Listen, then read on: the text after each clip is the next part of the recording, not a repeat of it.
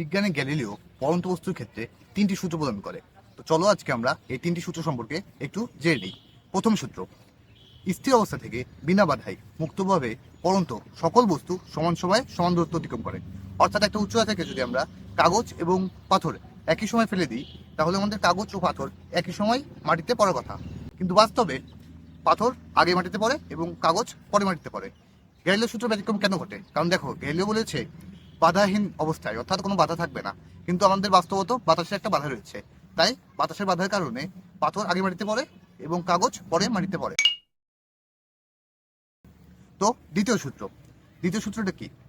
স্থির অবস্থা থেকে বিনা বাধায় পরন্ত বস্তুর বেগ অতিক্রান্ত সময়ের সমানুপাতিক, অর্থাৎ ভি সমানুপাতিক টি। তাহলে আমরা দেখতে পাচ্ছি আমাদের সময় যদি দ্বিগুণ করি তাহলে বেগও দ্বিগুণ হবে, সময় যদি 4 গুণ করি বেগও 4 গুণ হবে। এবার আসছি বিজ্ঞানী গ্যালিলিও তৃতীয় সূত্র নিয়ে। তৃতীয় সূত্রটা কি? তৃতীয় সূত্র হলো স্থির অবস্থা থেকে বিনা বাধায় পরন্ত বস্তুর অতিক্রান্ত দূরত্ব সময়ের বর্গের সমানুপাতিক, অর্থাৎ এইচ সমানুপাতিক টি স্কোয়ার। অর্থাৎ আমাদের সময় যদি দ্বিগুণ হয় তাহলে আমাদের দূরত্ব 4 গুণ হবে, আর সময় যদি 3 গুণ হয় তাহলে আমাদের দূরত্ব 9 গুণ হবে। তো এটাই হলো আমাদের পরন্ত বস্তুর ক্ষেত্রে গ্যালিলিওর তিনটি সূত্র।